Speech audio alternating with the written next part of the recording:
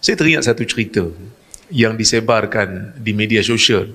Saya rasa tuan-tuan pun pernah tengok satu video satu orang hamba Allah yang dirasuk oleh syaitan.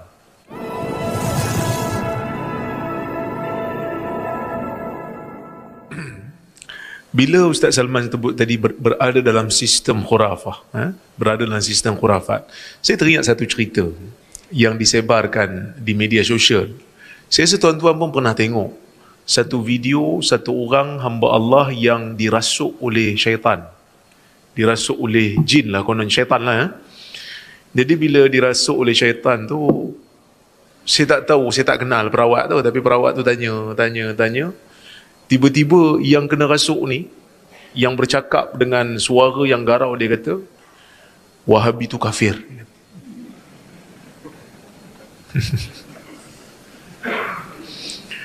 Saya bukan nak cerita sangat pasal Wahabi tu sebab admin page FB Negeri Sembilan pun dia kata Wahabi tak ada kat Malaysia kan. Saya ingat Ustaz Angku pun cakap benda yang sama. Dia kata tak ada Wahabi kat Malaysia. Kat Boleh tak ada. Kat Boleh dalam dewan tu lah. Dalam dewan tu dia sebut tak ada Wahabi dalam dewan tu. Okey, tak apalah. Bukan nak cerita sangat pasal Wahabi tu. Cuma bila video tu keluar, ramai orang share. Pengikut-pengikut yang benci Wahabi ni share. Jadi saya pun share lah juga. Saya tak share video lah, saya share print screen je. Saya rasa share video, tak ingat lama dah. Tapi saya buat satu persoalan yang suruh orang yang share video tu dengan gembiranya untuk berfikir balik. Saya kata, dalam post saya tu, saya kata, saya diberikan dengan video ni, sebab ramai bagi video tu kan, untuk kita komen. Tapi saya nak komen ilmiah sangat pun, yelah benda tak ilmiah sangat kan. Kita pun tak tahu betul ke tidak, mungkin berlakon, mungkin apa. Tapi orang percaya. Dirasuk oleh syaitan, kemudian kata syaitan, Wahabi tu kafir. Jadi ramai orang macam bersorak gembira, yang anti pada Wahabi ni bersorak gembira lah. Jadi saya kata hebat juga Wahabi ni sampai syaitan pun kafirkan dia. Anda percaya iblis? Jadi kadang-kadang bila kita duduk dalam satu sistem benci pada Wahabi, sampai iblis, syaitan cakap pun boleh percaya. Itu bahayanya berada dalam sistem sampai tak boleh nak fikir lah. Kan? Tak apalah cerita Wahabi tu kita tinggalkan. Tapi berada dalam sistem itu sampai tak keluar-keluar, tak dengar orang lain bercakap, bahaya. Sebab itu Allah Subhanahu wa taala memuji orang yang suka mendengar kata-kata fayattabi'una ahsana. Alladzina yastami'una alqaul fayattabi'una ahsana. So ini benda yang boleh menyebabkan kita lari ataupun terhindar jauh daripada keburukan, iaitu kita dengar dulu. Itu yang pertama. Yang kedua, bila kita dengar cerita-cerita yang pelik ni, kita kena tahu ada dalam dunia ni bab yang dipanggil sebagai bab agama, ada benda yang dipanggil bab keduniaan. Jadi bila kita dengar satu cerita-cerita yang pelik, kita kena segmentkan dulu, ni bab agama ke, ni bab memang kita dah tahu dah science fiction. Kita tengok filem pun kita tahu benda tu science fiction yang tidak ada di alam nyata. Tengok cerita Robocop. Tuan tengok Robocop? Tengok kan? Masa tu percaya tak benda tu khurafat? Benda ni memang science fiction pun, jadi kita tak percaya pun. Jadi kita kena segmentkan dulu. Kalau benda tu ada kaitan dengan kepercayaan agama, boleh membawa kepada kepercayaan ataupun memberi kesan kepada suluk, memberi kesan kepada tindakan kita dari sudut pegangan kita beragama, dan kita kena hati-hati. Kalau benda tu daripada awal memang kita tahu benda ni bohong. Tengok cerita Superman, tengok cerita Spiderman, yang ni anak-anak kita pun dok tengok, dia pun tahu benda ni tak real. Yang tu bagi saya science fiction, kita boleh raikan lah. Tapi kalau benda tu ada kaitan dengan kepercayaan akidah kita ataupun suluk kuna fid din, maksudnya keadaan kita beragama, dan kita kena guna step by step lah. First, kita kena tanya bukti dulu. Betul ke benda ni berlaku? Mana asal cerita ni? Kalau benda tu datang sebelum kita, dan kita kena minta dalil yang sahih. Sebab itu dalam bab Israiliyat, Nabi SAW tak bagi kita percaya, dan tak suruh kita untuk tolak dengar je lah. Sebab dia tak memberi kesan kepada agama kita, tak memberi kesan kepada pegangan kita. Just dengar. La tusaddiquhum wa la tukadzibuhum. Jangan percaya, jangan kata tak percaya. Boleh jadi. Just abaikan begitu aja. Tapi kalau sampai bawa kepada kepercayaan, then benda tu bahaya. Jadi sebab itu kita disuruh untuk minta, untuk tanya dalil, untuk tanya bukti. Tapi ada orang tak selesa bila kita tanya dalil, tanya bukti. Dia kata kalau tanya dalil, tanya bukti, lempangkan saja. Saya pun heran. Kan, apa yang marah sangat orang awam tanya dalil ni? Dia kata orang awam tak payah tahu dalil. Tapi masa dia minta derma, boleh pula dia baca dalil. Masa dia minta derma untuk mahat tahfiz dia, panjang dalil dia baca. Sebab yang nak derma tu pula, kalau pas sepatutnya yang derma tu orang awam juga. Tak payah baca dalil lah.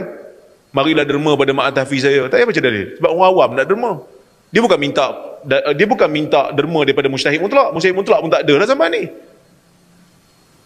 Nampak tak konsisten?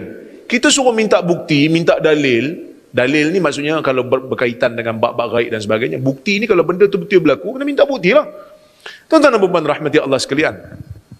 Dalam bab Isra' dan Mi'raj. Tuan-tuan biasa dengar cerita Isra' dan Mi'raj. Ada Isra', kemudian ada Mi'raj.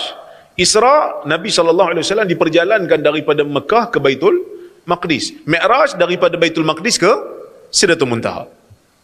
Kalau orang tanya kita, kenapa Nabi SAW tak Mi'raj terus? Kenapa kena pergi Isra' dulu? Ada orang kata sebab Allah Ta'ala nak tunjukkan kepentingan Baitul Maqdis. Baitul Maqdis ni penting. Ya, betul. Tapi kalau setakat itu, boleh aja Nabi SAW jadikan sebagai kiblat pertama tu dah tunjuk penting dah. Kiblat pertama kita kan Baitul Maqdis. Itu penting dah. Tapi kenapa kena pergi? Apa perlunya pergi? Nabi SAW solat kat sana kan? Dalam riwayat menyebutkan Nabi mengimamkan Nabi-Nabi yang lain. Untuk apa pergi? Allah Subhanahu Wa Ta'ala tahu kisah Isra' dan Mi'raj ini akan jadi satu kisah yang besar. Sehingga ada satu riwayat dalam sirah, Abu Jahal tengok Nabi SAW termenung lepas balik daripada Mi'raj. Abu Jahal pun tanya, malaka ya Muhammad? Pasal apa kamu wahai Muhammad? Nabi pun ceritalah, dia kata semalam aku pergi ke Baitul Maqdis, kemudian naik ke langit ke Sidratul Muntaha, balik sebelum subuh. Abu Jahal kata, kalau aku panggil orang ramai, aku nak cerita tak benda ni? Nabi kata, boleh. Dia pun panggil Arab lah, panggil. Ni dengar cerita Muhammad nak cerita. Nabi pun cerita. Bila Nabi cerita, dia ketawa dulu. Sebab dia nak prank Nabi lah. Orang-orang Arab yang lain ada yang tepuk kepala. Cerita ni lucu. Ada yang tepuk tangan. Betul punya cerita. Hang punya cerita ni memang sembang. Cari Abu Bakar. Mana Abu Bakar? Abu Bakar. Sebab ini time untuk troll ni. Bukan senang nak dapat point ni. Kau percaya Abu Bakar?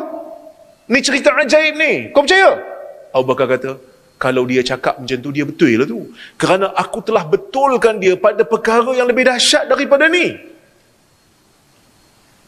Kana ya'ti bi khabaris sama. Kerana dia telah datang membawa khabar daripada langit. Bukan hanya sekadar pergi Baitul Maqdis. Wahyu dia cerita pada aku sebelum ni, aku percaya. Dalam kalangan orang Arab Quraisy tu ada orang yang pernah sampai ke Baitul Maqdis. Maka mereka cabar Nabi SAW. Mereka kata apa? Muhammad, kalau betul kau pergi ke Baitul Maqdis, kau cerita tentang sifat-sifat. Berapa pintu, berapa tiang, tolong cerita. Nabi SAW pun cerita. Cerita. Ada sifat-sifat yang Nabi tak apa nak perasan. Allah jelmakan kepada Nabi SAW Masjidil Aqsa sehingga Nabi sifatkan dan mereka kata betul. Tuan-tuan cuba bayang kalau tak pergi Isra'. Cuba bayang kalau tak pergi Isra'. Siapa pernah tengok langit? Macam mana Nabi nak cerita kebenaran itu? Maka sebab itu, ia menambahkan keyakinan orang-orang Islam untuk terus kekal percaya kepada Nabi SAW. Itu tara Nabi tu. Maka Isra' nak buktikan kepada orang yang ragu yang Nabi ni dah sampai ke Baitul Maqdis. Sebab kalau terus ke langit, tak ada siapa yang pernah sampai langit nak verify cerita macam mana. Mana orang pernah tengok langit? Tapi kalau Baitul Maqdis, Masjidil Aqsa, ada orang pernah tengok. Dan bila Nabi cerita sama, mereka kata ini cerita betul ini. Tapi kita bukan sangsi dengan Nabi. Tapi kita boleh ambil pengajaran daripada situ. Orang yang bukan Nabi, Kalau cerita satu benda yang pelik, dan tak salah untuk kita verify. Tak salah untuk kita tanya. Tak salah untuk kita semak. Tak salah. Dan tak ada ham pun, kita kata tak ada, orang kata apa, tak bahaya pun kalau kita tak percaya kalau benda tu hanya berkaitan dengan keajaiban yang tidak ada bukti. Itu yang